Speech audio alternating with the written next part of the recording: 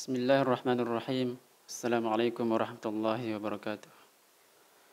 Innal hamdalillah nahmaduhu wa nasta'inuhu wa nastaghfiruh wa na'udzu billahi min shururi anfusina wa min sayyiati a'malina. Man yahdihillahu fala mudilla lahu wa man yudlil fala hadiya lahu. Asyhadu an la ilaha illallah wahdahu la syarika lahu wa asyhadu anna Muhammadan 'abduhu wa rasuluh. Qala Allah ta'ala fi kitabihil karim: يا أيها الذين آمنوا اتقوا الله حق تقاته ولا تموتن إلا وأنتم مسلمون. وقال تعالى: يا أيها الناس اتقوا ربكم الذي خلقكم من نفس واحدة وخلق منها زوجها وبث منهما رجالا كثيرا ونساء واتقوا الله الذي تساءلون به والأرحام إن الله كان عليكم رقيبا. وقال تعالى: يا أيها الذين آمنوا اتقوا الله وقولوا قولا سديدا يصلح لكم أعمالكم ويغفر لكم ذنوبكم ومن يطع الله ورسوله فقد فاز فوزا عظيما.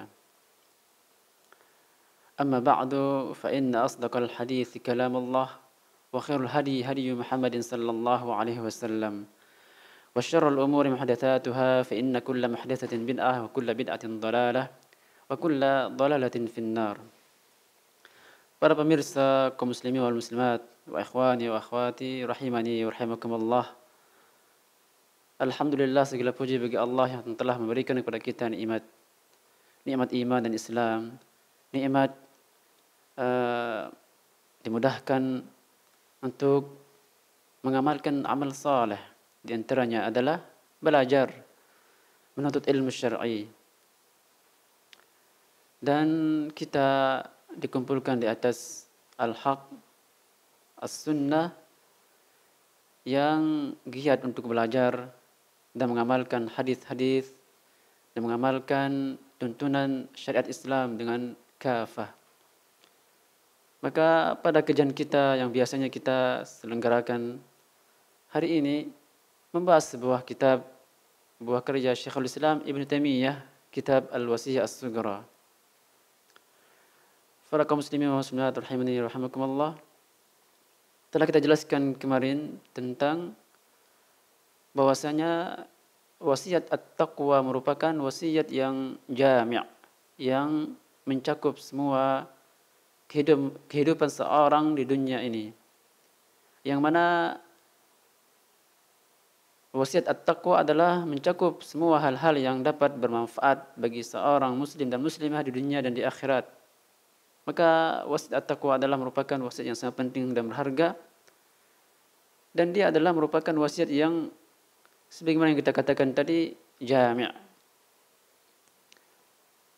Syekhul Islam Ibn Taimiyah rahimahullahu taala menjelaskan sisi pandang bahwasanya wasiat tentang takwa itu merupakan wasiat yang menyeluruh dan mencakup kehidupan seorang muslim dan muslimah adalah dua hal sebagaimana yang akan disampaikan oleh Syekhul Islam di dalam jawabannya di dalam kitab Al-Wasiyah As-Sughra.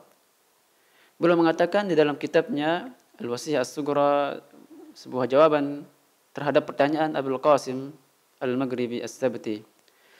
Beliau mengatakan pada halaman kitabnya, amma bayanu jam'iha, adapun penjelasan akan sisi dan segi wasiat at-taqwa itu merupakan wasiat yang sangat mencakup. Fali'anna al-'abda 'alaihi haqqan, karena disebabkan sesungguhnya seorang hamba mempunyai dua hak yang wajib dia tunaikan.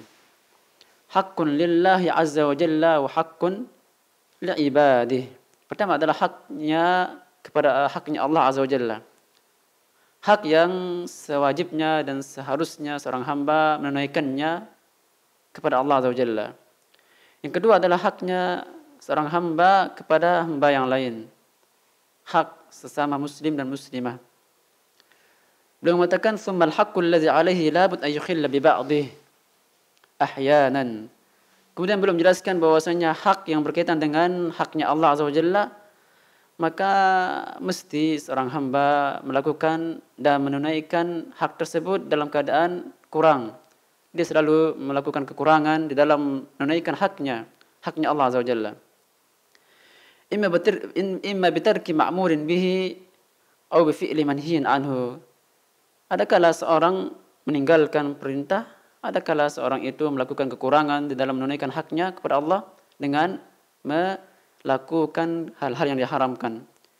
Faqala Nabi sallallahu alaihi wasallam, oleh kerana itu Rasulullah sallallahu alaihi wasallam mewasiatkan, memesankan kepada kita, kepada Mu'adz radhiyallahu anhu yang telah kita bacakan pada hari-hari kemarin, ittaqillah haitsu ma kunta, bertakwalah engkau kepada Allah Azza wa Jalla dimanapun engkau berada. Kenapa?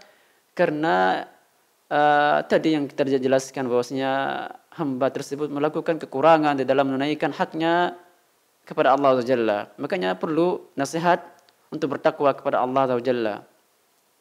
Wa hadhihi kalimatun jami'ah, dan ini adalah merupakan nasihat dan kalimat yang sangat mencakup segala hal. Wa fi qawlihi haitsu ma kunta, dan firman sabda Rasulullah SAW, haitsu ma kunta, bertakwalah engkau dimanapun engkau berada. Haitsu ma kunta tahqiqun li hajatihi ila taqwa fi sirri wal alaniyah, menunjukkan akan pentingnya dan butuhnya seorang hamba kepada takwa tersebut di dalam keadaan dia sendirian atau dalam keadaan ramai, nampak maupun tersembunyi. Tsumma qala watbi as-sayyi'ata al-hasanata mahuha. Kemudian Rasulullah mewasiatkan agar Mu'adz bin Jabal, Mu'adz radhiyallahu anhu,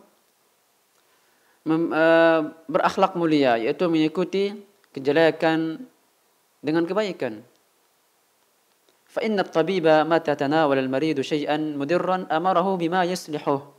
Sesungguhnya sang tabib, dokter, jikalau seorang yang sakit meminum hal-hal yang sangat berbahaya, tentu si tabib, dokter tersebut akan menyarankan hal-hal yang akan membuat dia sembuh. Jadi ketika seorang orang yang sakit telah meminum sesuatu yang berbahaya, maka datanglah dokter untuk memperbaiki dan menghilangkan bahaya tersebut. Wa dzambu lil 'abdi ka'annahu amrun hatmun. Dan sesungguhnya dosa tersebut mesti dilakukan oleh seorang hamba. Dosa itu sesuatu yang harus terjadi pada hamba itu sendiri. Fal qaisu huwa alladhi la yazalu ya'ti minal hasanat bima yamhu as-sayyi'at. Maka orang yang pintar, orang yang cerdik adalah seorang hamba yang selalu mengikuti kejelekan dengan kebaikan. Sehingga karena kebaikan tersebut dapat menghapusi dan menghilangkan bekas daripada kejelekan tersebut. Wa inna ma qaddama fil lafzil hadis as-sayyi'ah, hanya saja dikedepankan di dalam hadis yang kita bacakan di atas kejelekan, wa in kanat maf'ulah, sekalipun dia adalah merupakan maf'ul yang dilakukan, li'anna al-maqsud huna mahwuha, karena yang diinginkan di sini adalah menghapus dosa tersebut.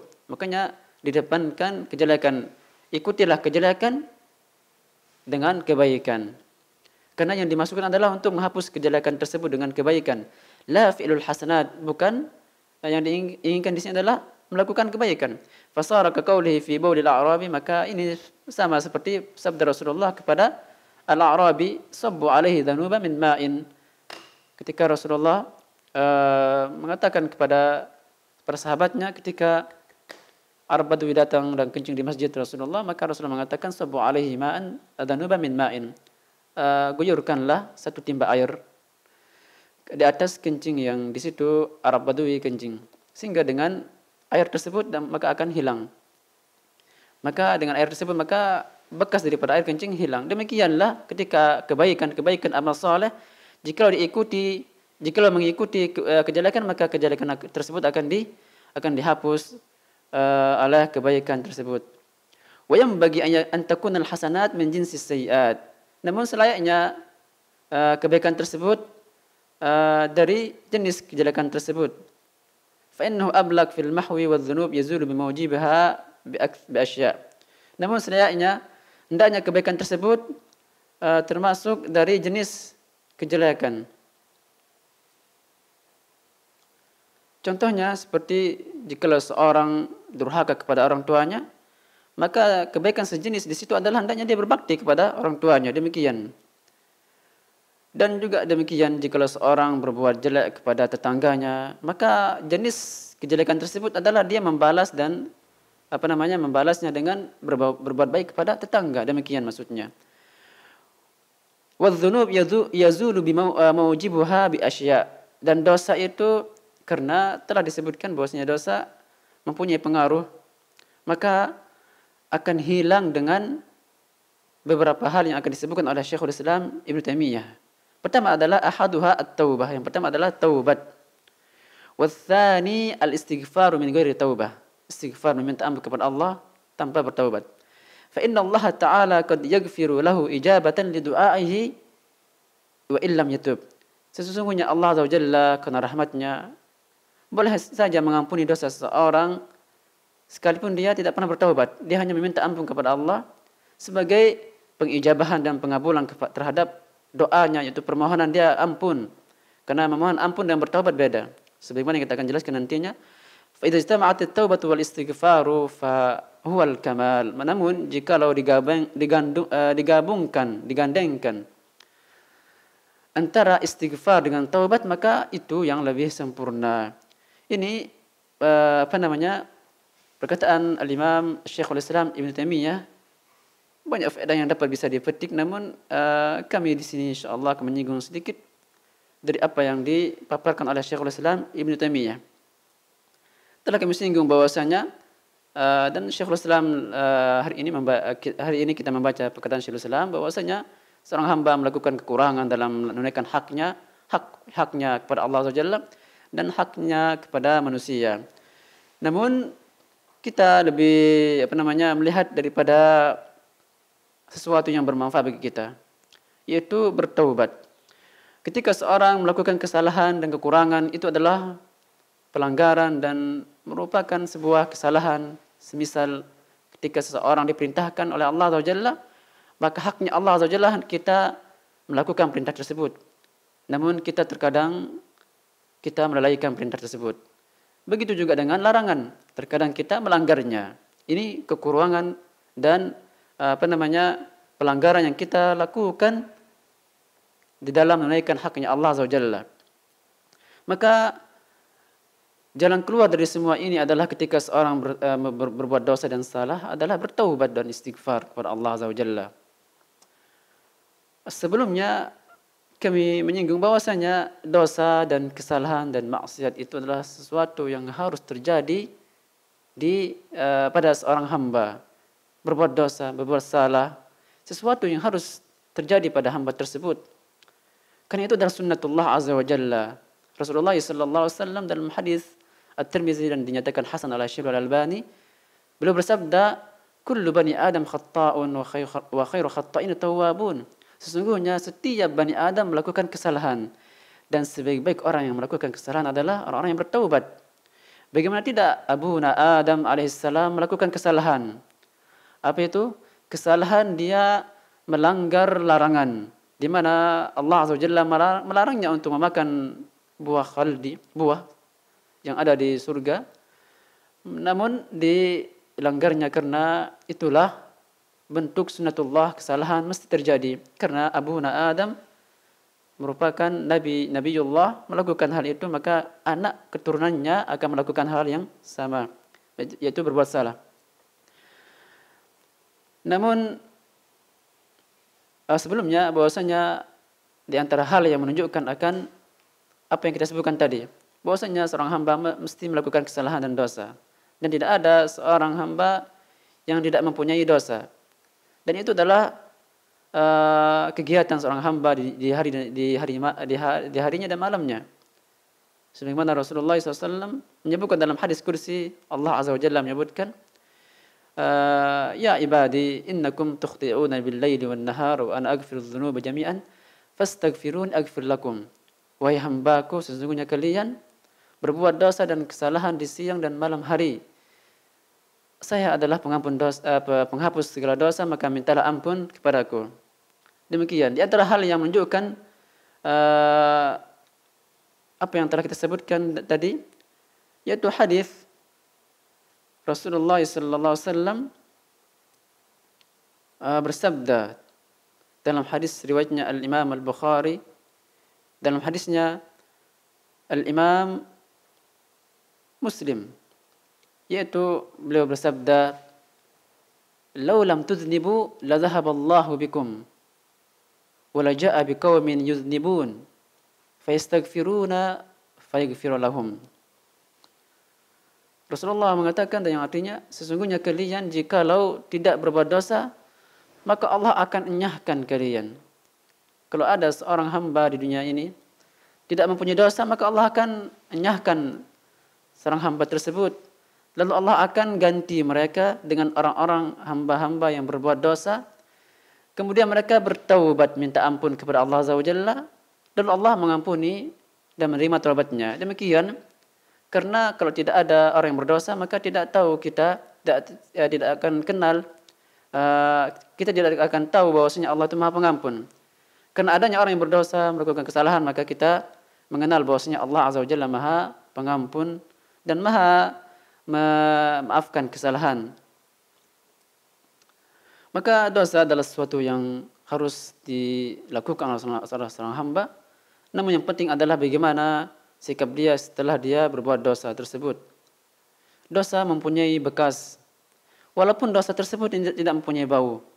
Kalau Allah dosa tersebut mempunyai bau, maka niscaya orang akan jauh darinya. Bahkan orang tidak akan berbuat dosa. Muhammad ibn Wasi' mengatakan, "Lau kana lidz-dzunubi rihun, lau kana lidz-dzunubi rihun ma jalasa ilayya ahad." Sebagaimana yang disebutkan oleh Imam Az-Zahabi dalam Syiar Al-Nubala, Muhammad ibn Wasi' mengatakan, seandainya dosa itu mempunyai bau, maka niscaya tidak ada yang duduk bersamaku karena bau. Namun dengan hikmah dan rahmatnya Allah Azza wa Jalla tidak menjadikan dosa tersebut atau kesalahan tersebut berbau tidak sedap. Sehingga orang terkadang dekat dan ngobrol dengan kita, dan begitu orang nyaman, terkadang kita dapatkan nasihat, berteman dengan orang saleh, kalau kita berdosa. Namun yang pasti adalah ada pengaruh daripada dosa tersebut. Sebagaimana orang jalan maka meninggalkan jejak. Maka yang kita akan bahas kali ini adalah bagaimana kita menghilangkan jejak tersebut. Bagaimana kita menghilangkan bekas-bekas dosa tersebut. Maka ini adalah pembahasan kita tentang bertaubat. Bertaubat dan istighfar merupakan perintah Allah Azza wa Jalla. Sebagaimana yang Allah firmankan, istaghfiru rabbakum tsumma tubu ilaih. Minta ampunlah kalian kepada Rabb kalian dan kembalilah dia dan bertaubatlah engkau kepada Allah Azza wa Jalla. Dalam surat At-Tahrim Allah berfirman, ya ayyuhallazina amanu tubu ilallahi taubatan nasuha. Wahai orang-orang yang beriman, maka bertaubatlah kalian dengan taubat yang nasuha, yang benar. Ya ayyuhallazina amanu, wahai orang-orang yang beriman. Allah Azza wa Jalla memanggil orang-orang yang berdosa. Orang berdosa Allah panggil dia, wahai orang-orang yang beriman. Kasih sayang Allah Azza wa Jalla kepada anda dan kepada kita yang berbuat dosa, yang selalu berbuat berdosa. Namun Allah Azza wa Jalla memanggil kita dengan panggilan yang istimewa, dengan panggilan kasih sayang, wahai orang-orang yang beriman. Tidak dipanggilnya wahai orang-orang yang berdosa, wahai orang-orang yang jahat, wahai orang-orang yang suka melakukan pelanggaran, tidak. Namun dengan lemah lembut, dengan kasih sayang Allah Azza wa Jalla memanggil ya ayyuhallazina amanu. Makanya Ibn Mas'ud mengatakan, jikalau idza sami'ta Allah yaqul ya ayyuhallazina amanu fa'ar'ihi laha sam'ak fa innahu imma amrun ya'muruka Allah bih aw nahyun yanhaka Allah an. Ibn Mas'ud mengatakan, jikalau engkau mendengar Allah Azza wa Jalla memanggilmu, maka pasang telingamu, karena itu perintah yang Allah perintahkan kepadamu dan atau larangan yang Allah larang. Maka ini adalah sapaan kepada kita untuk selalu kembali kepada Allah Azza wa Jalla, bahwasanya Allah Azza wa Jalla Maha Rahmat dan kasih sayang walau bagaimanapun kita berbuat salah dan dosa. Allah Azza wa Jalla berfirman, ya ayyuhallazina amanu dalam surat Az-Zumar. Allah Azza wa Jalla menyebutkan tentang orang-orang yang melampaui batas, di mana Allah Azza wa Jalla berfirman, "Qul ya ibadiyalladzina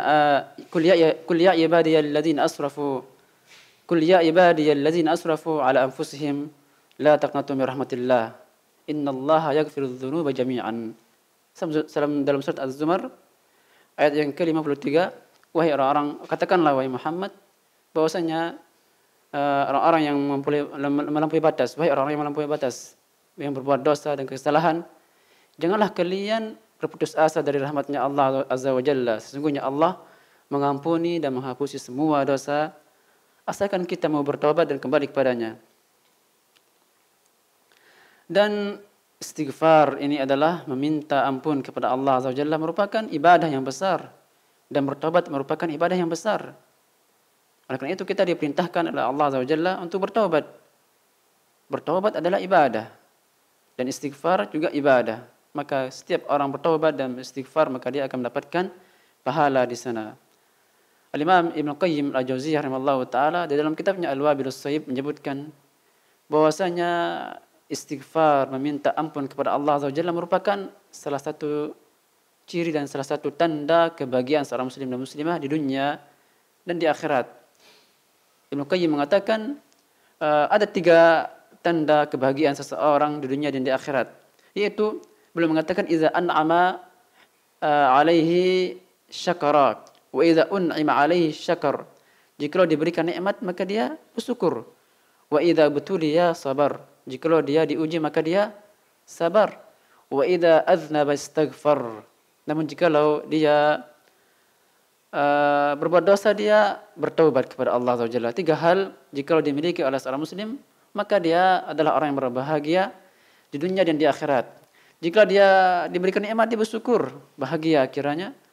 Dan jikalau dia diuji, dia bersabar. Dan jikalau dia berbuat dosa, dia minta ampun kepada Allah Azza wa Jalla. Jadi semua adalah ada jalan keluarnya. Tidak ada istilah jalan buntu di dunia ini. Ya. Jadi semua kalau kita berbicara masalah Islam dan iman, maka tidak ada jalan buntu. Ketika seorang mendapatkan musibah, dia bersabar mengharapkan pahala kepada Allah Azza wa Jalla. Kami akan menyebutkan syarat-syarat taubat karena pembahasan kita adalah taubat, maka kita berikan hal-hal yang paling penting dan hal-hal yang paling utama di dalam taubat tersebut supaya kita bertaubat dengan sebenar-benarnya sebagaimana yang Allah perintahkan, ya ayyuhalladzina amanu tubu ilallahi taubatan nasuha. Wahai orang-orang yang beriman, kembalilah kalian kepada Allah, bertaubatlah kalian kepada Allah dengan sebenar-benar taubat. Lalu pertanyaan, bagaimana taubat yang sebenar-benarnya? Maka ini kita akan sebutkan di bawah ini. Taubat yang nasuha adalah taubat yang punya syarat yang kita harus melakukannya. Tanpa melakukan syarat tersebut, maka tidak ada arti daripada taubat kita. Syekh As-Sulaiman Ar-Ruhaili hafizahullah ta'ala menyebutkan beberapa syarat di dalam syarah kitab beliau, Syarah Al-Wasiyah As-Sughra, dan juga Al-Imam An-Nawawi menyebutkan dalam kitabnya Riyadhus Shalihin syarat-syarat taubat. Banyak lagi ulama lain yang menyebutkannya.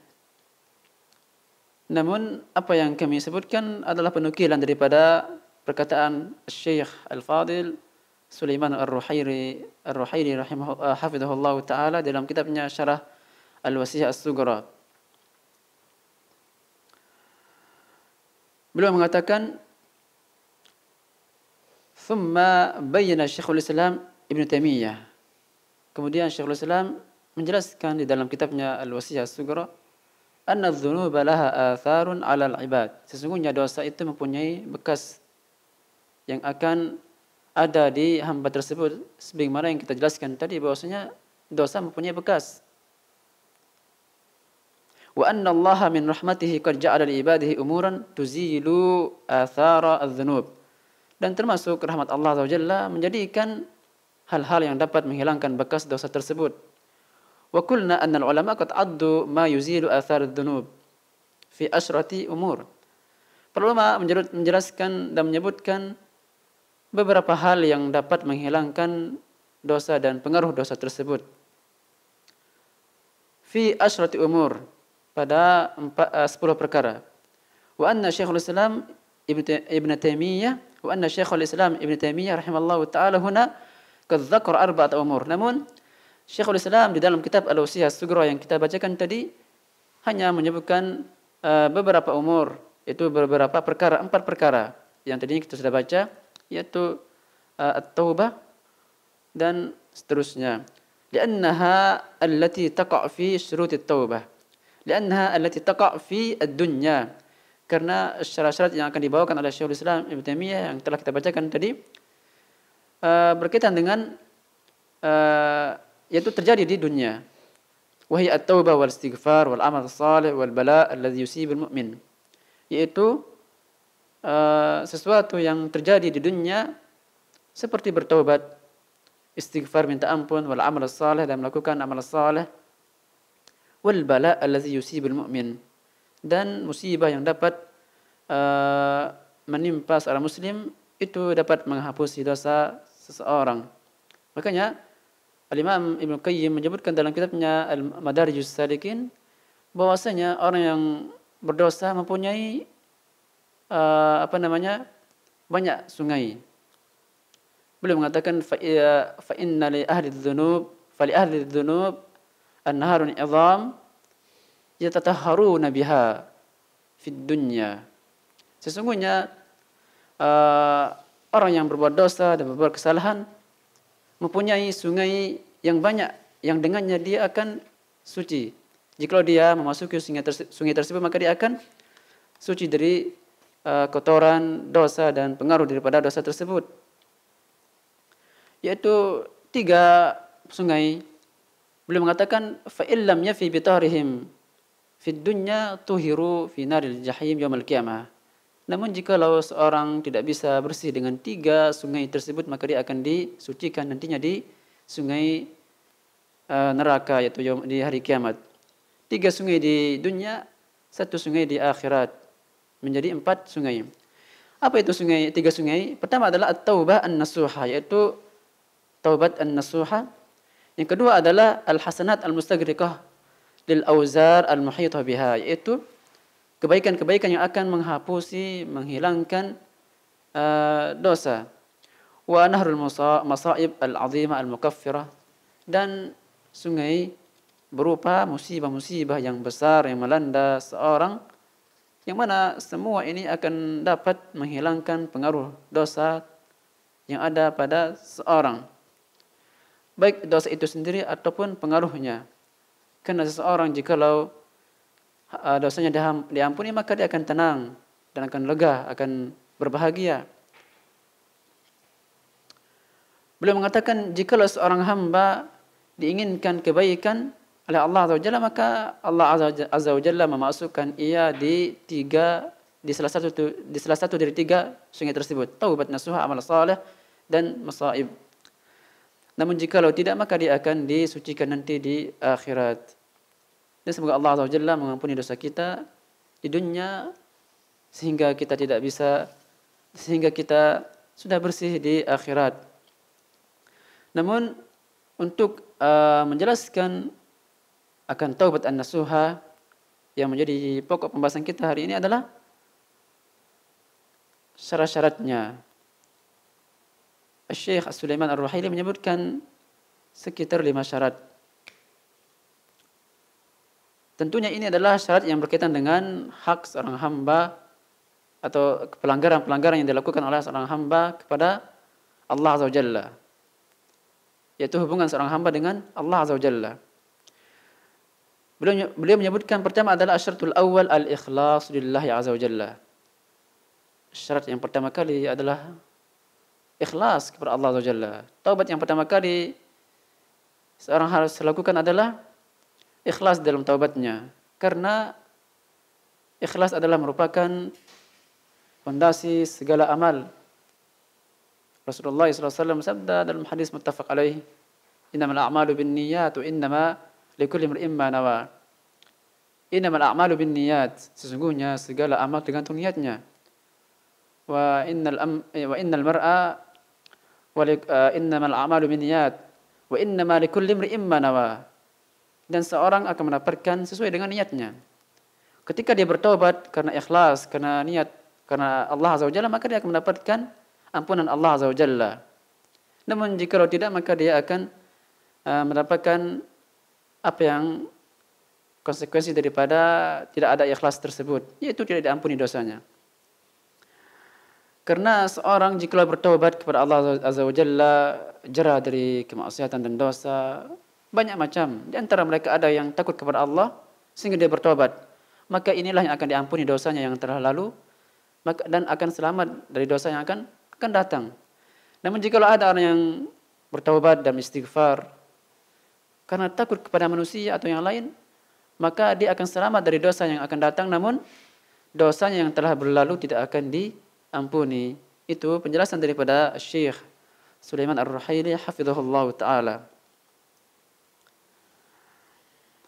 Yang kedua adalah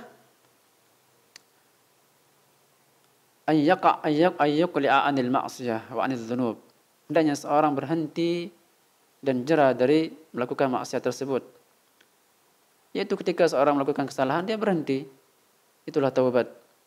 Tidak ada arti seorang bertaubat dan dia masih dalam keadaan hal tersebut. Dia masih dalam bermaksiat, berbuat dosa. Tidak ada arti dia mengatakan astagfirullah wa atubu ilaih.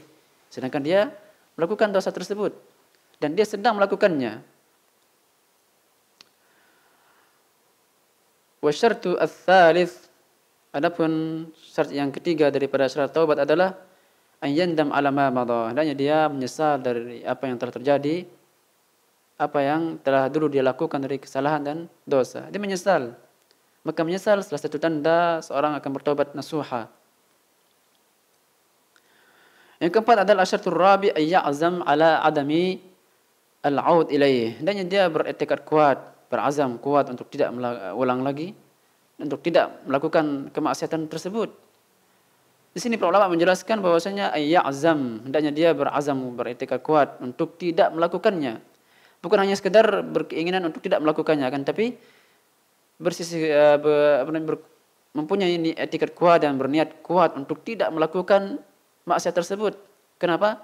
Karena tadinya sudah an-nadam. Dia sudah syarat yang ketiga adalah ayyandam ala ma madha. Hanya dia sudah meninggalkan maksiat tersebut ketika dia bertaubat, dia menyesal. Dan menyesal itu hendaknya dibarengi dengan al-azam, sehingga penyesalannya dia akan kuat. Tidak ada arti seorang menyesal namun tidak ada kekuatan dari hatinya sehingga dia akan melakukannya lagi. Yang kelima adalah syarat daripada taubat an-nasuha an taqa'at taubah fi waqtiha. Hendaknya taubat tersebut dilakukan pada waktunya. Waktu taubat sebelum terbitnya matahari dari barat. Dan waktu taubat adalah sebelum nyawa di tenggorokan. Maka jikalau nyawa sudah di tenggorokan, maka tidak ada arti lagi taubat. Bagaimana dalam hadis bahwasanya Rasulullah SAW bersabda,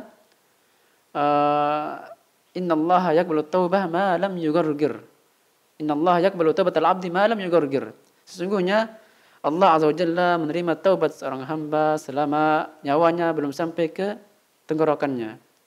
Hadis riwayatnya Imam Tirmizi dan dihasankan oleh Syekh Al-Albani rahimallahu taala. Maka 5 hal ini penting untuk diperhatikan. Ini adalah berkaitan dengan dosa seorang hamba dengan Allah Azza wa Jalla. Kiranya mudah dan urusannya lebih ringan. Karena Allah Azza wa Jalla Maha Pengampun dan Maha Rahmat dan kasih sayang kepada seorang hamba.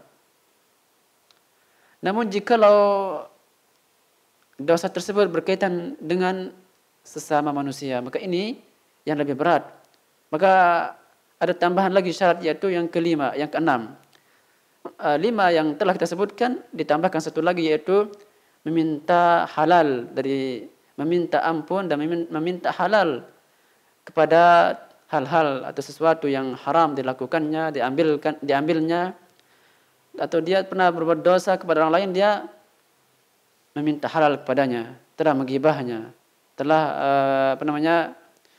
namimah kepadanya, maka hendaknya dia meminta halal kepadanya. Orang-orang yang zalim mengambil hak orang lain, dia meminta halal. Maka ini adalah syarat yang keenam bagi hamba yang mempunyai dosa antara saudara yang lain. Adapun yang berkaitan dengan Allah Azza wa Jalla, maka dia hanya bertaubat dengan 5 perkara tersebut, yaitu ikhlas karena Allah Azza wa Jalla, menyesal dan meninggalkan maksiat tersebut, dan dia berniat untuk tidak melakukannya kembali, dan hendaknya taubat tersebut dilakukan di waktunya. Maka adapun yang berkaitan dengan seorang hamba dengan hamba yang lain, maka hendaknya dia meminta halal dari kezaliman yang mungkin dia lakukan selama selama bergaul dengan temannya. Maka ini adalah syarat taubat yang perlu diperhatikan, yang selayaknya kita mempelajari dan mengingatnya dan mencatatnya. Kemudian Syekhul Islam Ibn Taimiyah menjelaskan di dalam teks jawaban yang telah kita bacakan tadi, meminta ampun dan taubat ada perbedaan. Istighfar adalah meminta ampun kepada Allah Azza wa Jalla, dan itu doa. Adapun taubat adalah yang telah kita sebutkan tadi dan syarat-syaratnya. Namun pertanyaan, apakah cukup seseorang beristighfar meminta ampun tanpa bertaubat, dosanya akan diampuni? Maka ada persisihan di para ulama, namun yang lebih dekat dengan kebenaran bahwasanya bermanfaat seorang jikalau hanya beristighfar kepada Allah. Jikalau seorang berhamba berbuat dosa dan dia hanya istighfar meminta ampun kepada Allah dan tidak bertaubat, maka Allah Azza wa Jalla menerima permintaan ampun tersebut, karena itu adalah doa, dan Allah Azza wa Jalla Maha mendengarkan doa dan mengabulkan doa. Dia mengatakan, ya Allah ampunilah dosaku, maka inilah permohonan, maka bisa saja seorang tersebut diampuni dosanya karena doa tersebut, karena Allah Azza wa Jalla mengijabahi doanya. Namun jikalau seorang memasuki taubat, maka hendaknya dia melakukan dan mengamalkan 6 syarat taubat tersebut. Ini penjelasan yang disampaikan oleh Syekhul Islam Ibn Taimiyah yang daripada jawaban yang kita baca tadinya. Maka sebuah anugerah dan karunia Allah Azza wa Jalla memerintahkan kepada kita untuk bertaubat dan istighfar. Dan istighfar ini adalah mudah kita beristighfar. Hendaknya kita beristighfar setiap hari, yaitu hanya mengatakan astagfirullah wa atubu ilaih. Astagfirullah, astagfirullah. Artinya adalah saya memohon ampun kepada Allah Azza wa Jalla. Dan kita diperintahkan untuk beristighfar setiap hari demikian. Bahkan Rasulullah SAW beristighfar setiap harinya 70 kali, bahkan 100 kali. Rasulullah bersabda dalam hadis, fa inni atubu ila Allah fi al-yawm 100 marrah. Sesungguhnya saya bertaubat kepada Allah Azza wa Jalla dan meminta ampun kepadanya di setiap harinya 100 kali. Itu Rasulullah SAW. Lalu bagaimana dengan kita dan hamba yang banyak dosa dan tidak ada jaminan maksum, tidak ada jaminan diampuni dosa kita. Rasulullah SAW yang dijamin dosanya diampuni, namun beliau tidak kurang dari 100 atau 70 kali bertaubat dan istighfar setiap harinya. Dan kita melakukan istighfar mudah. Kita di dalam kendaraan atau kita lagi menyetir kendaraan, mudah kita mengatakan astagfirullah, astagfirullah dalam hati kita. Atau melakukan sebuah pekerjaan atau jalan-jalan, sambil jalan kita mengatakan astagfirullah, astagfirullah, astagfirullah sebanyaknya. Semoga dengan itu Allah Azza wa Jalla mengampuni dosa kita, terutama dosa-dosa yang sulit kiranya kita menghindar darinya. Semoga dengan itu Allah Azza wa Jalla mengampuni dosa kita dan membersihkan dosa kita. Dengan begitu Allah Azza wa Jalla merahmati kita dan memasukkan kita ke dalam surganya. Ini yang dapat kami sampaikan pada kajian kita kali ini. Kurang lebihnya mohon maaf atas segala kekurangan, dan wasallallahu ala nabiyina Muhammad wa ala alihi washabihi wa man tabi'ahum bi ihsan ila yaumiddin. Wasallallahu ala nabiyyina Muhammad wa ala alihi washabihi wa man tabi'ahum bi ihsan ila yaumiddin. Wassalamu alaikum warahmatullahi wabarakatuh.